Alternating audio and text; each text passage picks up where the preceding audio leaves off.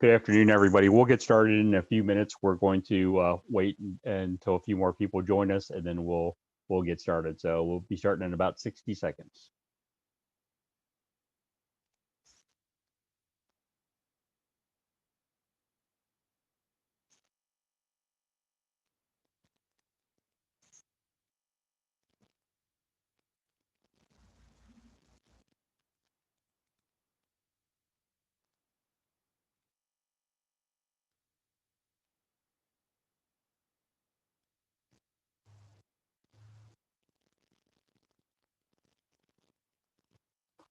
All right, I'm going to start introducing Corporal Roland. I'm very pleased that we have a great presentation today. And we titled this Technologies in Traffic Incident Management. And what this session is a 3D laser scanning for accident reconstruction. And it's being brought to you by Corporal Dave Roland, who's a supervisor in the CARS unit, the Collision Analyst and Reconstruction Training Unit for the Pennsylvania State Police. I was very fortunate enough to meet Dave several years ago when I got to present some traffic incident management information to the CARS unit for the state police, and had some great interaction and developed some great contacts and what they do to investigate the worst of the worst accidents that we see out there on the roadway.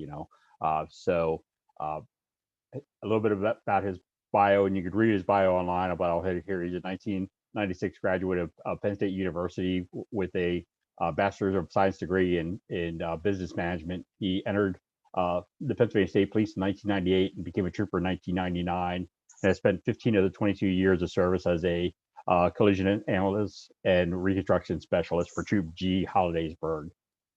Currently holds a position of supervisor with the CARS unit, and has led the department's venture into 3D laser scanning for crash and crime scenes, and is PSP's lead trainer for the laser scanning equipment and software. So welcome, Corporal David Roland. Good afternoon. Thanks, Todd.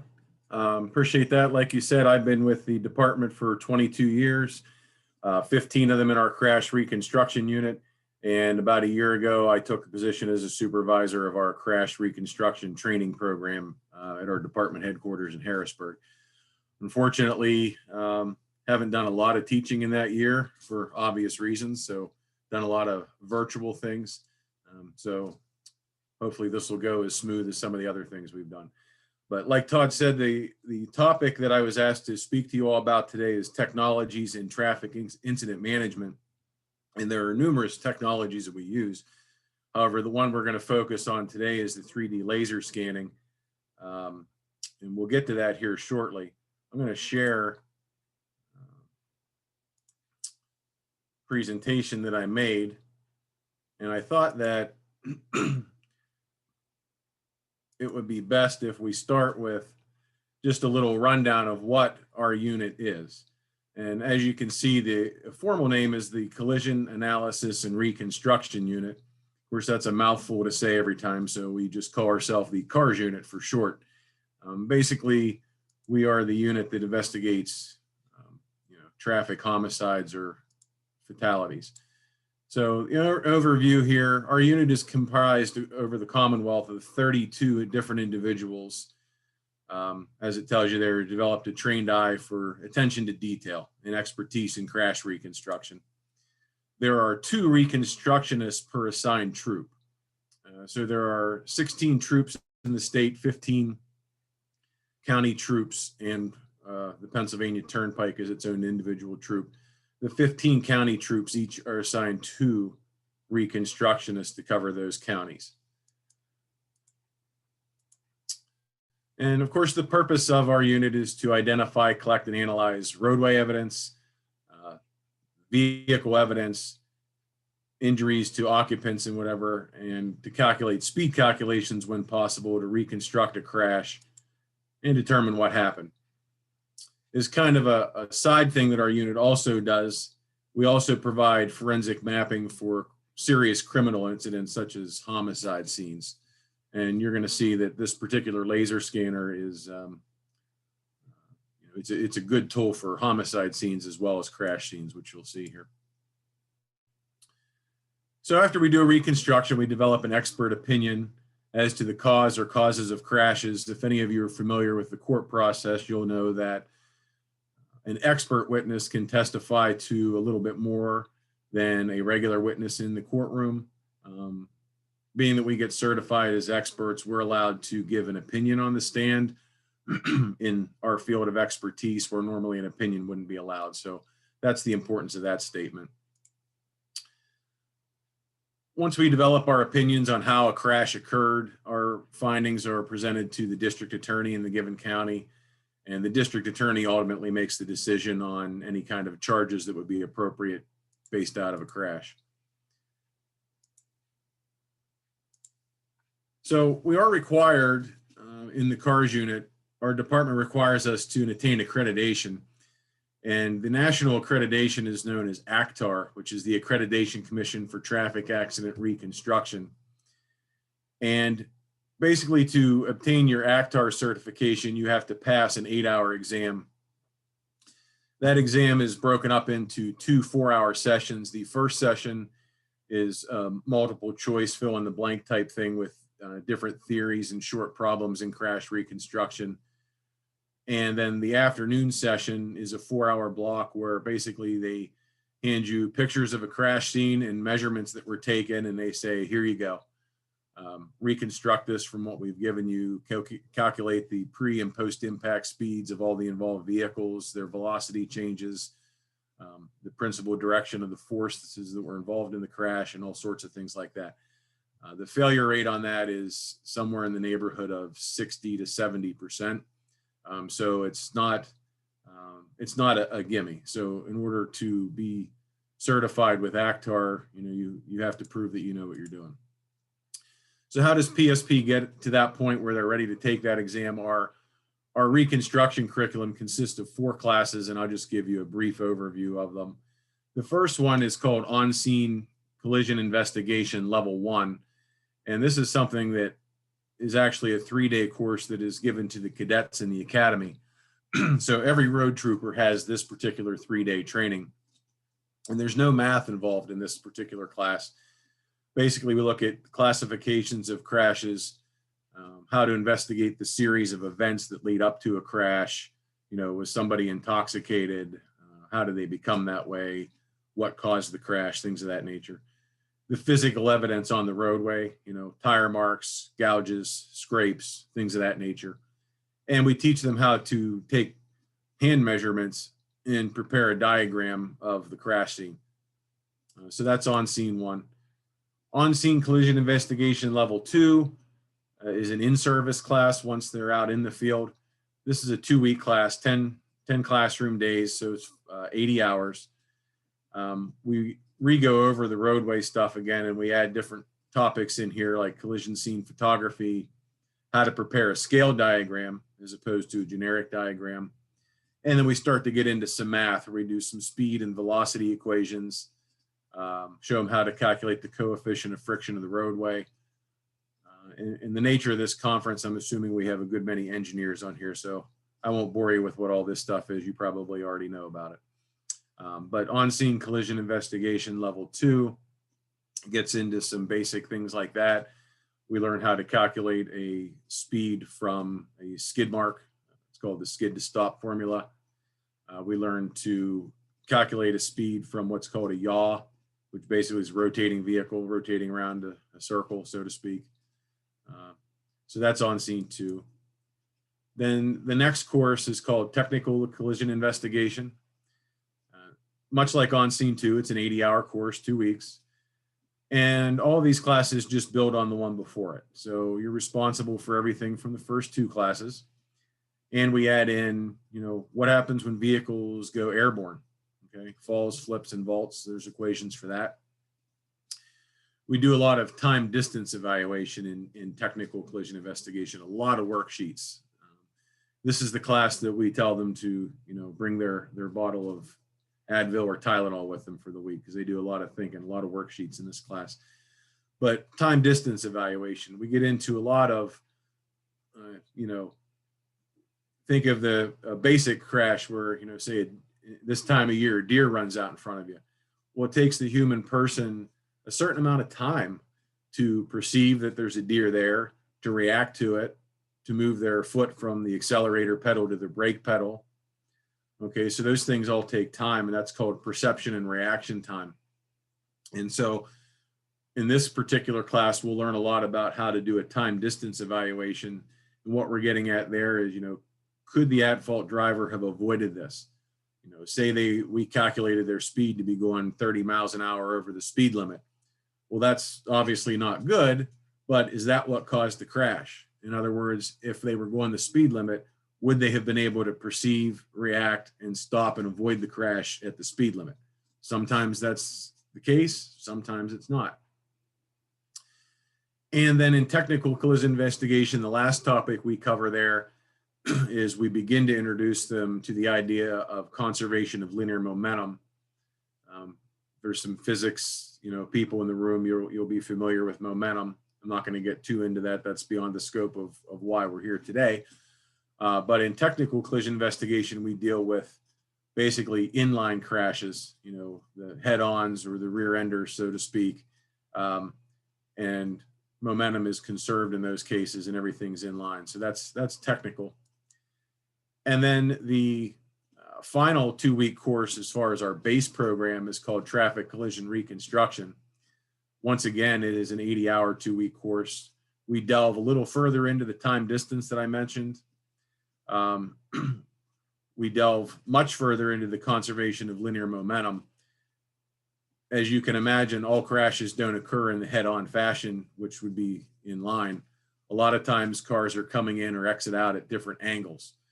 And so in reconstruction class, we teach them how to account for those angles. And, basically it's the same formula. We just have to do a little, calculus and trigonometry to bring it back in line there. And so that's conservation of linear momentum. And we'll talk about occupant kinematics. What's occupant kinematics? Well, one of the most common crashes we get are, we call them who's the driver cases. So you have a crash that occurs and unfortunately somebody lost their life and people are ejected from vehicles because they don't always wear their seat belts, unfortunately. And so, the person who survived, we have found, unfortunately, over the years that they don't tend to always be honest with us. They always say that the person who is deceased is driving, is a common response that we get for that. Unfortunately, we can't just take their word for it. We need to prove that scientifically. So occupant kinematics is the study of how people move around inside of the vehicle when they're not seat belted in. And we can use that to determine seating positions in those types of cases. So that's the 4 core classes that our reconstructionists go through. Like any other field, there are more specialized classes as you go on. Some of the more significant ones that all of our members have, forensic mapping specialist, and we'll delve more into that here shortly because that deals directly with the technologies that we're going to be discussing. There's a whole week-long class on just how to investigate pedestrian collision investigations, a week-long class on motorcycle collision investigations. Commercial vehicles, obviously, they work a little differently than passenger cars. There's actually 2 week-long classes on how to investigate commercial vehicle collisions. So that's an additional training. Applied physics, that's kind of, I guess I would say, an advanced recon, where we take the concepts from collision reconstruction and we delve into them even deeper. Energy methods and damage analysis. The fancy name we give that name is crush. And why do we call it crush? Well, when 2 vehicles hit, they're deformed. And so it takes a certain amount of energy to crush the vehicles. Okay, so we can calculate speeds on calculating how much energy was dissipated in those cases to determine speeds. Another technology that we use is called the crash data retrieval system. And so there's training on how to become a technician for this system and an analyst of the data. And I'll show you that here in a little bit. Every year we have the Pennsylvania State Police has a reconstruction seminar. It's a three-day seminar. It is for law enforcement reconstructionists only. There are plenty of seminars out there that people in the private field are allowed to attend. We wanted to do something specifically for law enforcement. Those other conferences cost hundreds of dollars. Our conference is the low price of free for law enforcement. And it's a way for us to keep our continuing education credits with ACTAR and to provide free training to the law enforcement community. So something that's really important to us. Obviously, we had to cancel it in 2020, but the previous year we had well over 300 attendees from, I think, 27 different states and 2 foreign countries that are all in law enforcement. And it's currently the largest law enforcement only crash reconstruction conference anywhere in the world. So we're pretty proud of that. It allows you to network with other folks in the industry.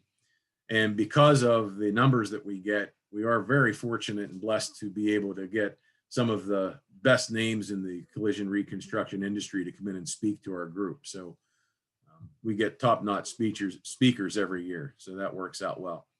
So I threw a couple of videos in here that I thought you all would enjoy checking out. Part of studying this is to do live crash testing, and we'll reconstruct that to prove that the techniques we're using work, so that when we do it on a real crash, we know that we're getting, accurate results. So I threw a video in here. This was from our conference in 2016. This would be what we call a 90-degree crash. You can see there it's a passenger car versus a pickup. The little mark on the top there we're designating as the center of mass of the vehicle. A lot of times when we're reconstructing a crash, we're going to track the center of mass of the vehicle.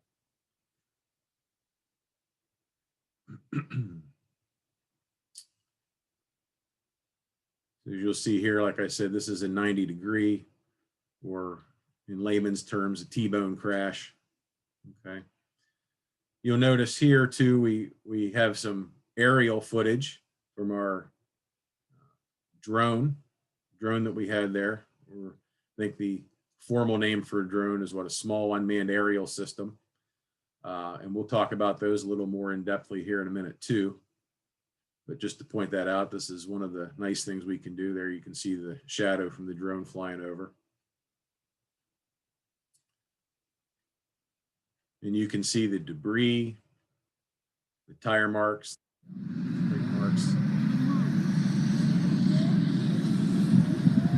Here I added in the sound just to look for effect.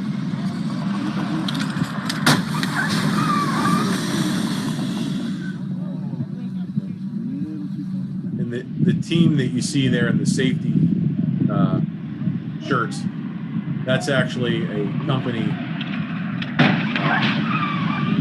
that we hire to come in to do this live crash testing. So they're a professional organization. They go around and do these at different conferences. So everything's done with a set system with pulleys, and safety being the #1 priority, obviously.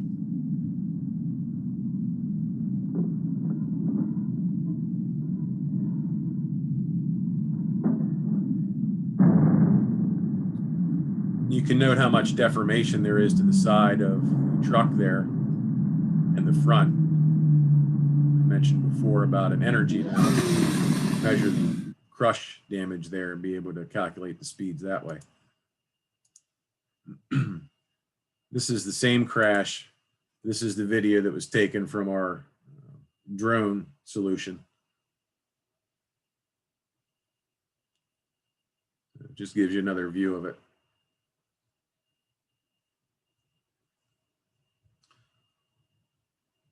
We do this every year at our conference.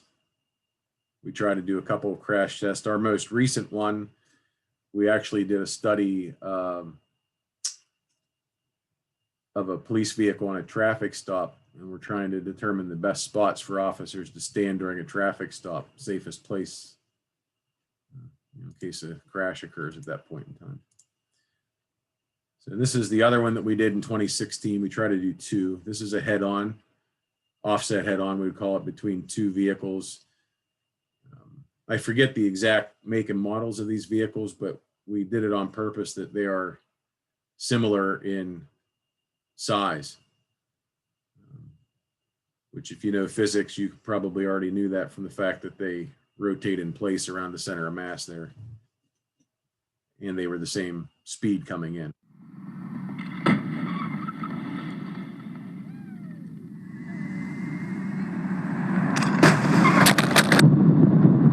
Lost the camera that day.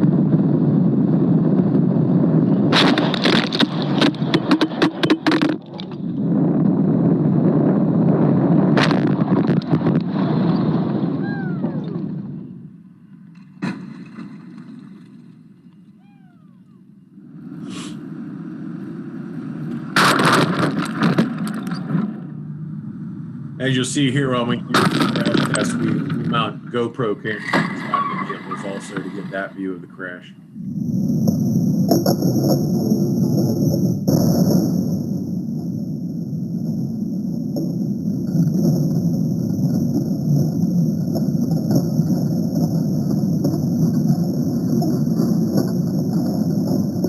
That was not my $1,000 iPhone that fell to the ground.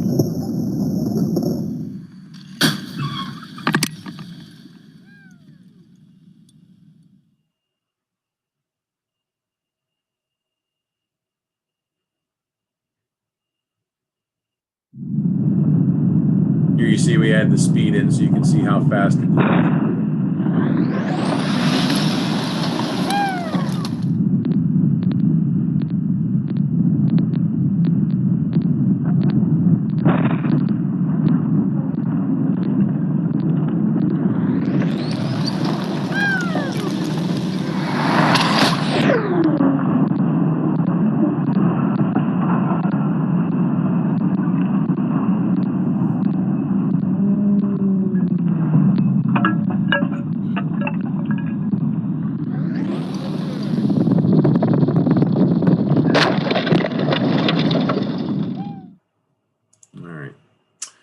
So we get to have fun doing that every year.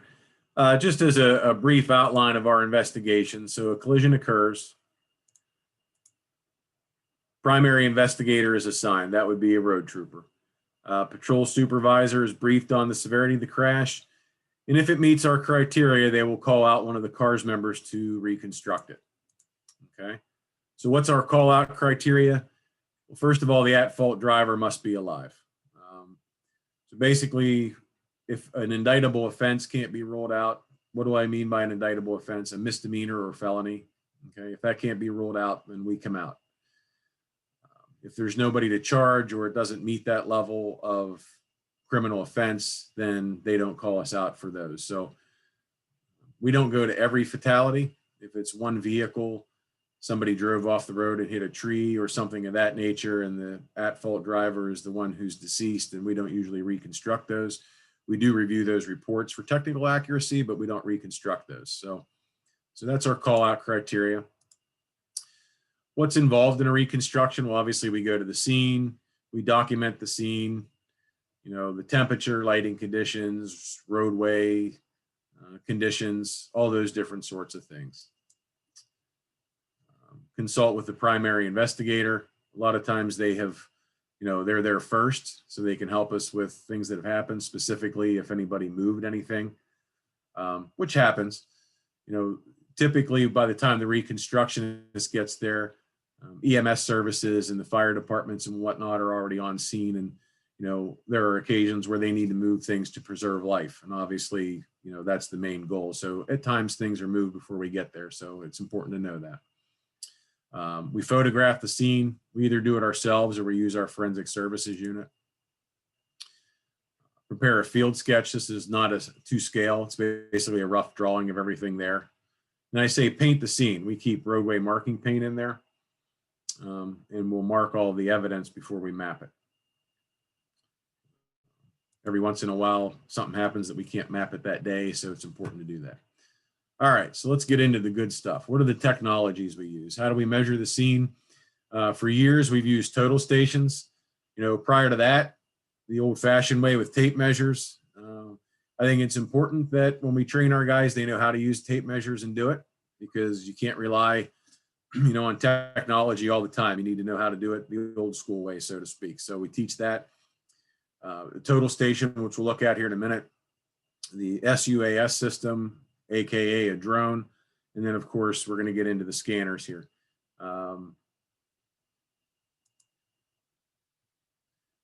We use equipment to develop that coefficient of friction we talked about. We'll see that here in a second, drag sleds and accelerometers.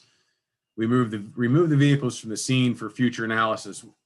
Every vehicle that's involved in a crash that we're reconstructing, we do what's called a vehicle autopsy, which is really nothing more than a fancy name for we run it through a state inspection. Why do we do that? Well, it's just to rule out that mechanical failure played a role in the crash. Or maybe it did, but we need to know that one way or the other. Okay, so we do that on every vehicle. So getting into the technologies here, we talked about, or I mentioned earlier, event data recorders, AKA the little black box. You always hear that in air flight crashes where they talk about the black box. So this isn't really a black box. The main function of this is to control the airbags and tell them when to deploy. However, a side note of what it records is it will record crash data, and we have the ability to plug into these either through the DLC connector under the dash or to plug into the module directly and extract data. It can give you all kinds of data, the speed, the change in velocity, the steering wheel angle, whether you were on the brake, whether the driver had a seatbelt on, if there was somebody in the passenger seat, you name it. They don't all tell you the same thing, so different ones do different things. I mentioned the crush, so we'll run tapes and measure in that distance there. You see a vehicle with some damage. We won't get too much into that. Prepare a scale diagram. So for you engineer folks, you probably recognize this sort of work was done in a CAD drawing software. Okay, so that's a scale diagram. And then, of course, we'll bring it all together, use our handy dandy calculator there, and perform speed calculations, collision forces, momentum, energy, etc. Okay, so that's a reconstruction. Threw this just in a couple of the main formulas we use. Speed, this is the minimum speed from a skid. Of course, you might recognize this. We're just calculating the radius of a circle there. That's when a vehicle spins. You know, kinetic energy. Once you know the radius, you can use this with the coefficient of friction to calculate a speed also. So won't get too much into them. So our equipment, how do we get that coefficient of friction? There's a couple different ways. There's a drag sled, which you see a picture of there. We just drag it across the ground, and with the weights of it, we can calculate that. Little more accurate way of doing it. This is called an accelerometer. And we will mount this to the windshield of the car and do skid tests, and it'll measure that friction value of the roadway based on the road surface, and it'll spit out a little report here so we can see that average G's there, or our F value. I mentioned the crash data retrieval system. That's what it looks like. All the manufacturers all have different cords, so we have a big bag full of a couple hundred cords there, so that's how we do that. All right, so let's talk about a total station. A lot of you probably use these, for your surveying, so you're probably familiar with them. And you know that then we use a computer-aided drafting software to create scale diagrams. The one that we actually use here it's called Map 360 from Leica Geosystems. I'm not here to be a salesman for Leica. I'm just telling you that's what we happen to use. We have Leica products right now. There are numerous vendors out there. From what I understand, all of them are top notch. So again, not a plug for Leica. That just happens to be what we use.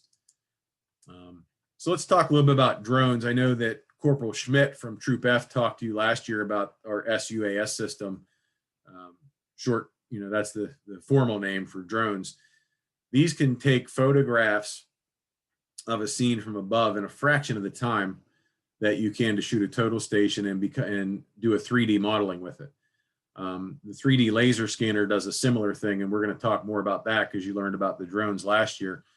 We're pretty excited that we have an agreement with the Pennsylvania Turnpike, and Todd, who introduced me, was kind of the lead on that, but the Turnpike found a grant and is actually purchasing 4 new drone solutions for the state police, I think by the end of the calendar year here. So we're hopeful to get the guys trained and get these out in the field, and we're very thankful for the Turnpike for doing that for us, and we're hopeful to get these out in the field soon, and help cut down the time people sit in backlogs. And honestly, the end product is superior too, which you're going to see that here shortly. This is a structure fire that we actually flew the drone for. And this is a 3D model of that structure that was done with the drone. It took roughly 30 minutes to do this mapping. So just to give you an idea of what a drone can do. More specifically, why we're here today, the terrestrial laser scanner. Again, the one that we own is an RTC 360 model made by Leica Geosystems. This is a screenshot of the scanner software. This is in the hue intensity color, is what you see here. Each one of these triangles is a different scan station where it was scanned from. This particular one is a shot of an inside scene that Leica put out as a demo. I have some real demos here that I'm going to show you. But just to give you an idea of what it is, this is a video that Leica does, which I think is excellent. So I'm just going to play this for you.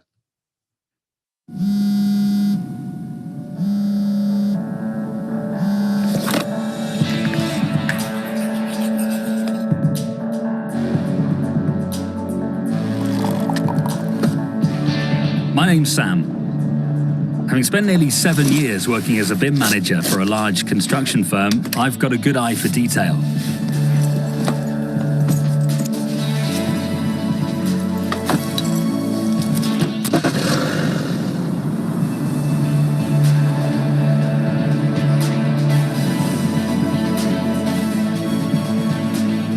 My routine varies, yet the accuracy and quality I need for my projects never changes. Since I've started using the Leica RTC 360 laser scanner and Cyclone Field 360 app, I found a piece of kit I can totally rely on to get the job done. All I need to do is grab my tablet, and at the touch of a button, I'm ready to go.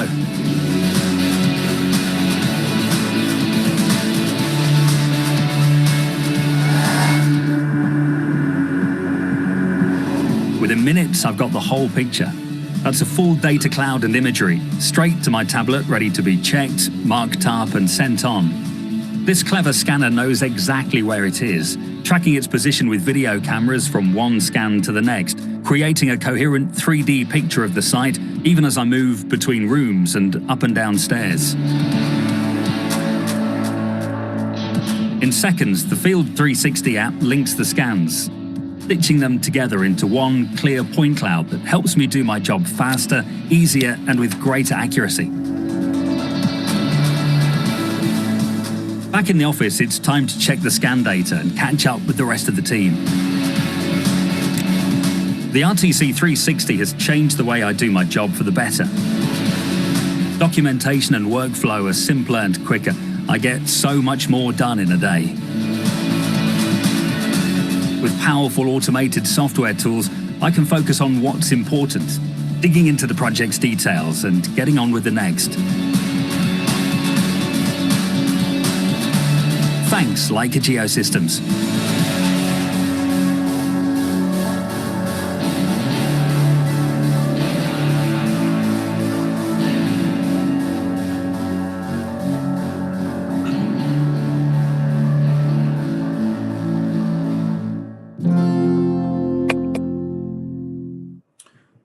And as you can see, I picked that video specifically because it does a good job of showing the product. That is precisely the unit, the iPad, the software. That is absolutely, that's what we have with the state police, is that exact setup. This second video here from Leica, this gentleman, his name's Ryan Rizelli, and I deal with him often, and he's going to talk a little bit about the actual unit itself in relation to police use. Thought he did a good job, so I just put the video in.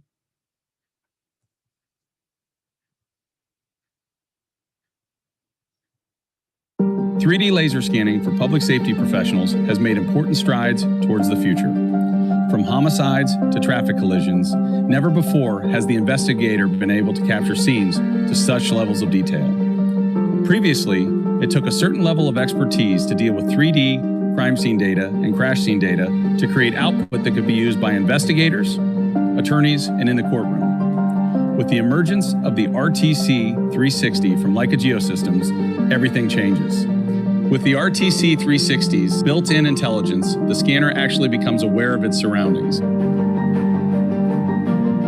As the operator moves the RTC 360, it tracks movement and objects within the scene, so it understands how each scan fits in with the next. This is all happening in real time. Not only is the RTC 360 the world's fastest 3D laser scanner, but it also revolutionizes the workflow for the investigator.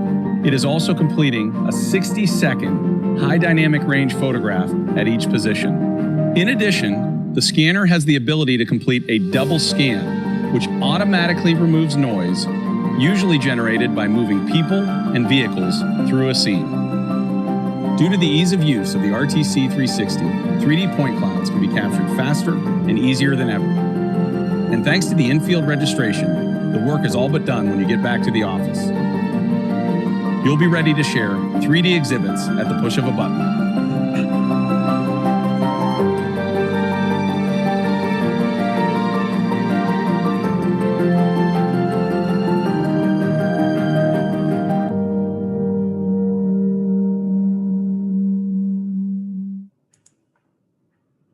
All right. So, why is that better? The total station, the old way of doing it, which we still use in a lot of parts of the state, any particular scene, you get 1 to 200 data points for your map. You might spend 4 or 5 hours at the scene mapping, and your finished product is a 2D diagram on paper. And here's our CAD drawing again. All right. The new, our RTC 360, 2 million data points in 30 to 45 minutes. So 200 to 2 million. And the result that we're going to have for a jury for us to analyze is now a 3D virtual scene, as opposed to a CAD drawing on paper. So you can see how that would be better. Now, how does its speed and precision affect public safety and officer safety? Well, first of all, it's a better use of officer resources. Most of our scenes require, firemen or folks from PennDOT to come out and do traffic control. So if we can have a road closed for 45 minutes as opposed to 4 or 5 hours, that solves a lot of problems from a safety standpoint and from, a traffic congestion standpoint. As I mentioned, it opens roadways quicker. Sometimes detours can be less safe, and especially in some of the bigger cities, commuters are on a quote time budget. Okay, so that's how it helps the public. Officer safety. And I know this is something Todd hits home with a lot out along the roads there. Stat I found here, according to the National Law Enforcement Memorial Fund, 50 officers were killed in traffic related incidents in 2018 alone. 14 of them were outside their vehicles. So it's paramount that, if we can find ways to be out there a fraction of the time and not on the roadway, that just keeps officers safe. Okay. It reduces human error. When I do 1 to 200 points with a total station, it's the points that I pick to map. When I scan a scene, I'm getting 2 million points, and it's capturing everything at a scene. So I'm not missing anything. Even if I missed it at the scene, it's still going to be there, and that data was collected. And I think what gets missed a lot of times, it's important to understand that these cases are homicide investigations. Somebody has lost their life. Somebody has lost their loved one. They're important. Okay, so we want to do the best job that we can with them. It levels the playing room in the courtroom. Would you rather see a 3D virtual map or a 2D map? Okay, I think that speaks for itself. Defense experts almost always have the newer technology, so this helps us level the playing field. All right, I have case examples and then we're going to go questions, but that's the end of this PowerPoint. So what I'm going to do now is stop my share and share the software. And give me 1 second here. Okay.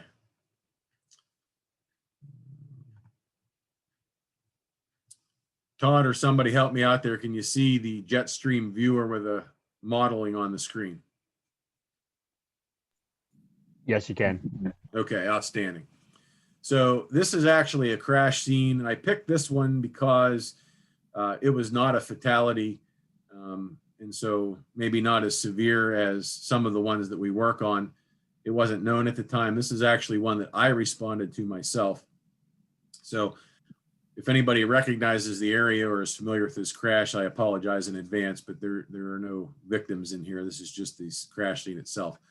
But each one of these triangles is an actual scan that I took with the RTC 360. So what we can do is we click and we take it into our 3D model, okay?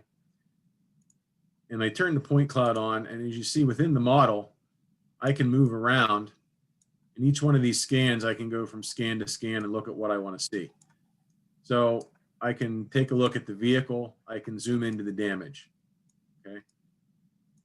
I did this entire scene in about an hour. Okay? You can see the damage that was noted to this vehicle. If for whatever reason I would want to take a measurement, which obviously I'm going to when I do my reconstruction. Let's say, for example, I wanted to know, what the wheelbase of this vehicle was.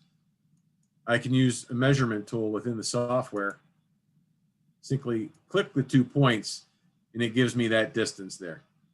You can see 8.747 feet. All right.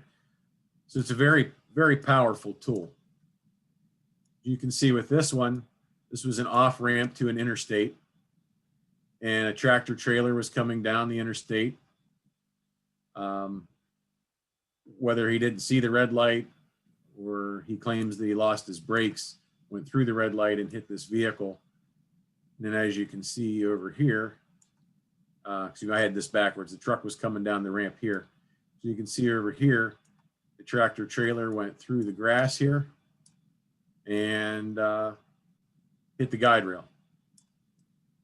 For what it's worth, obviously I didn't scan down in here because it didn't matter, but this is a steep embankment that goes down to a parking lot of a local business down below. So the truck driver himself, very, very fortunate that the guide rail stopped him.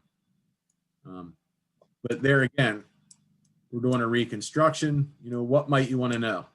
So we have tire marks here in the grass. Maybe we want to know how far he went across here. We can simply 2 clicks and we have that distance there of about 91.5 feet. Okay. So that's one of the things we can do with this particular software. As far as jury presentation, another thing that we can do with this is we can do what's called a fly-through. So maybe we want to see, what the truck driver saw, okay? So we can create here with this function, we can create a video. I'm not going to do it right now, but we can click that and it'll start recording what I'm doing on my screen. You can see I can fly through, and you can see I'm using the scroll on my mouse. I can go quicker or slower, whatever I do, I can actually fly through the scene and create a video for the jury. Okay. I'm showing the path the vehicle took. We have our tractor trailer. Speed it up a little bit there. Over the sign, down through the grass here, and up to final rest.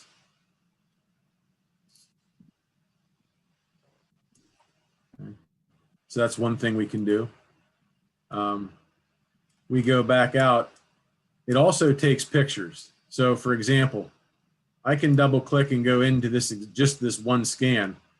And now it's just as if I'm sitting on top of the scanner. And up here I have the point cloud, which is all the data points turned on and off. If I turn that off, you'll see that it also took pictures here. Okay. So I have a pictorial account of everything that occurred at our scene here as well. All from just a 30 to 45 minute use of a laser scanner. Okay. So I hope that you can see how the use of the laser scanner makes our job a lot easier and helps us produce a much better end product for court and for our investigative purposes. Todd originally told me to keep the presentation to about 45 minutes so that we allowed time for questions. So I will cut it off there as far as the presentation, if there are any questions. If not, I can open up the processing software and show you a little bit about how we clean the noise that was mentioned in that video, pedestrians and things out of a scene, if you'd rather see that, or would you rather, I don't know if you have any questions, Todd, which would you rather see? We have a couple questions here. Let me get them quick. They shouldn't take long to answer. That's right. Do you get a special permit if you have to use the UAS near the airports? Do you have a special something that you don't require a permit for that? Right. Well, we actually have an agreement as being in law enforcement that the private sector doesn't have the ability to have, where we can fly over interstates and things of that nature. As far as airports specifically, the software that we use actually has a built-in function right in the drone that if you're within, and I don't know the tolerance level specifically off the top of my head, but if you're within so close of a distance to an airport, it actually disables the drone and will not let it take off. Yeah, we would have to get special permission from an airport if we needed to fly that close to an airport or over the airport grounds to use the drone, yes. And that's one scenario where, you know, if we had a scene we needed 3D modeled and we couldn't use the drone, we may use the laser scanner instead. So that's why we have both technologies. There's always a time and a place for both. Thank you. Dave Wolf said, have you ever encountered a situation where the image stitching was not as automated as advertised and you had to do something with degree of manual operation or reshoot the scene? Yes and no. No, as far as reshooting the scene. Yes, as far as years ago with the original laser scanners, what you had to do is when you downloaded the data into the software, you would have to manually mesh each scan together, which took hours and hours and hours to do. With the iPad, in the one video, Ryan had mentioned on-site registration, and what he's referring to there is exactly that. Registration is the process of meshing the scans together. And what I can do is I can do that in the field right on the iPad, and it has smart functions that as long as I get it close, it'll tie it in. And then when I download the data back in the office, say 95% of the time it's tied together pretty tight. I do check it obviously just to make sure, but the software that I have back in the office is pretty user friendly. There have been times where I needed to move scans around and remesh them together, but that process in and of itself is not real labor intensive. I think the worst one I ever had, I think I had 25 scans and there was an issue out at the scene with, it was too cold, so I wasn't able to use the iPad. It wasn't actually a malfunction with the software itself. I just couldn't use the iPad. So I did have to do it manually back in the office. And that whole process of 25 scans only took me about an hour. So it's not too bad. You don't see a lot of that like you used to. Okay, great. One final question. Can you briefly explain how large major reconstructions are triggered or conducted if you'd have a train or a plane or a high profile multi-vehicle crash? Is there a certain process for that as opposed to what you normally do? Well, and as far as you know, something that's not a vehicle on the roadway, you mentioned like a plane or a train. If it doesn't involve a car, typically we would not be the lead investigator.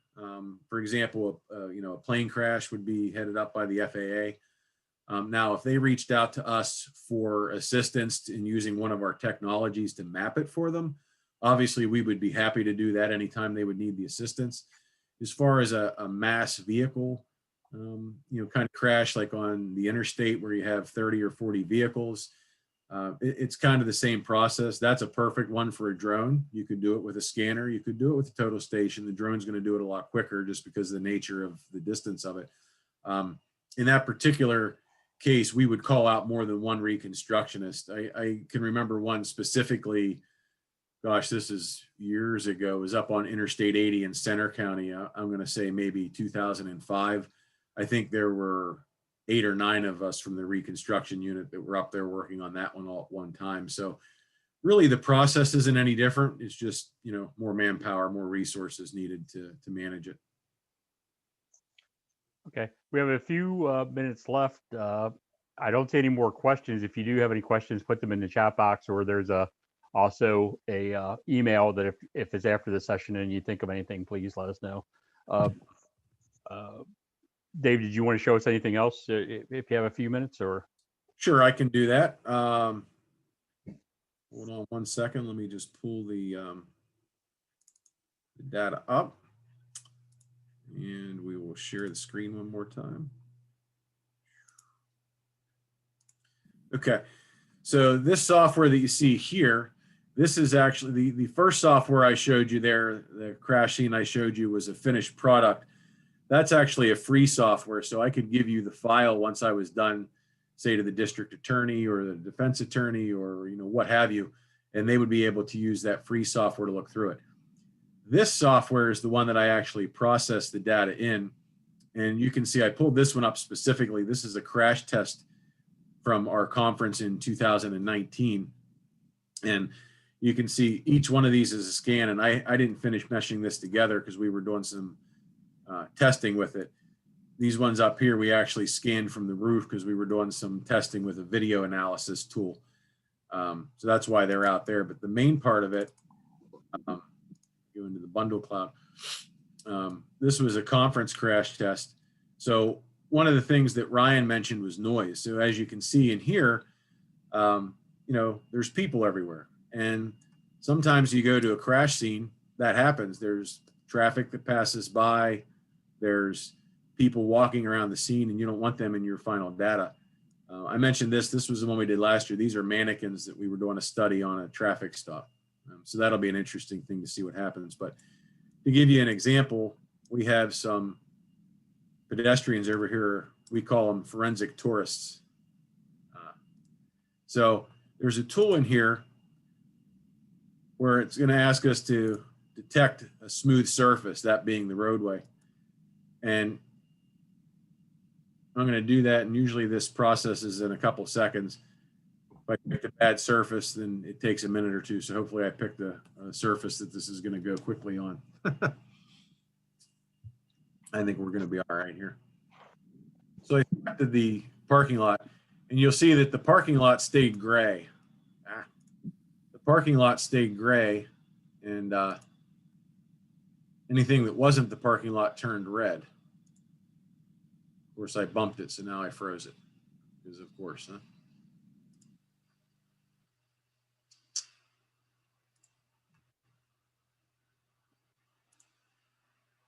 Hold on one second here.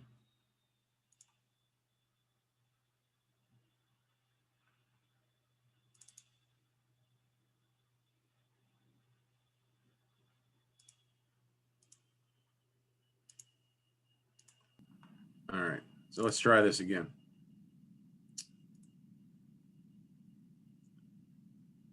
So we come over here and we use our surfacing tool.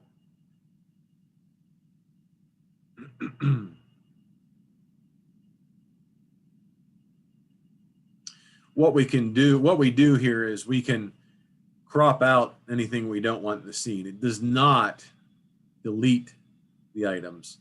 It simply hides them. That's important for a criminal case. You don't ever want to be deleting data. So I can always bring it back. But to keep it clean, we can get rid of things that aren't needed. The range of the scanner will go out, I think it's 300 meters. And a lot of times you don't need it to go out that far. So we crop that out.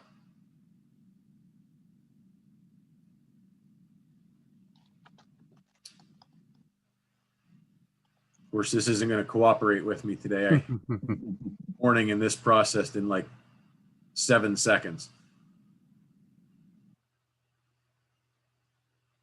But basically what you're going to see, if it comes up, I'll show you, is the surface will remain gray. If I put a clipping box around something here on the ground and I can delete inside that box without doing this smooth surface tool, it's going to delete the roadway as well. Well, obviously I don't want that. So what this tool allows me to do is it leaves the roadway gray and it'll turn anything that's not the roadway red. You probably noticed when I did it the first time, these pedestrians here, our forensic tourists, all turned red. So what I can do once it gets to that point, I can draw a box around them. And when I delete inside the box, it's just going to delete them and it's going to leave the road surface there. Okay. And that's what I was attempting to show you here, but he said Murphy's Law, so to speak, I guess. Definitely. You know, well, you saw just a minute ago, it turned red in a couple of seconds. So I'm not sure why this is freezing. Maybe I picked a bad point in the road, but we'll give it a second here.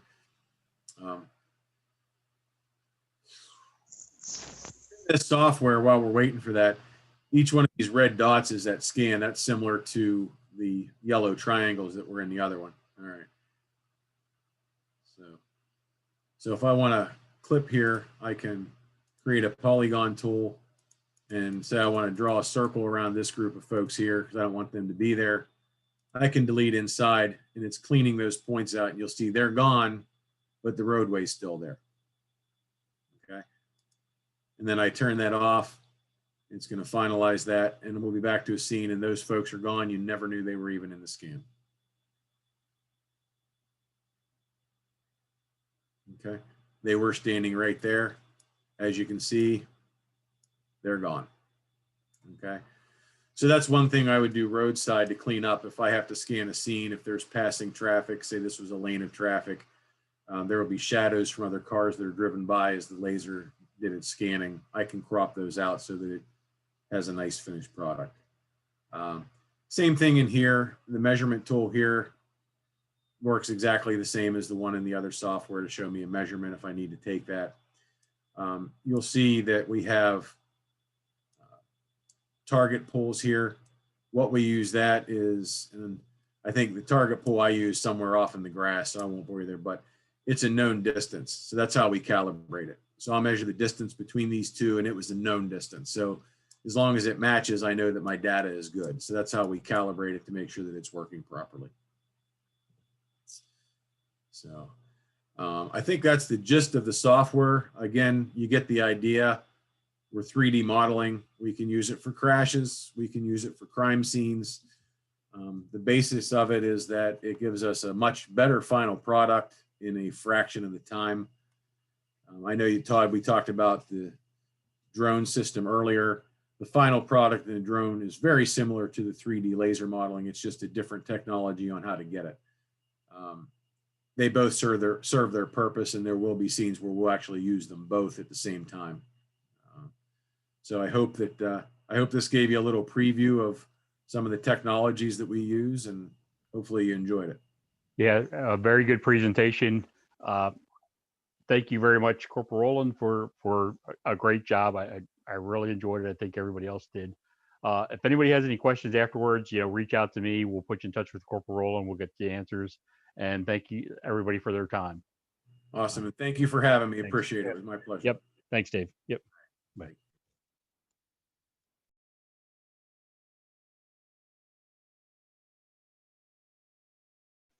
Okay.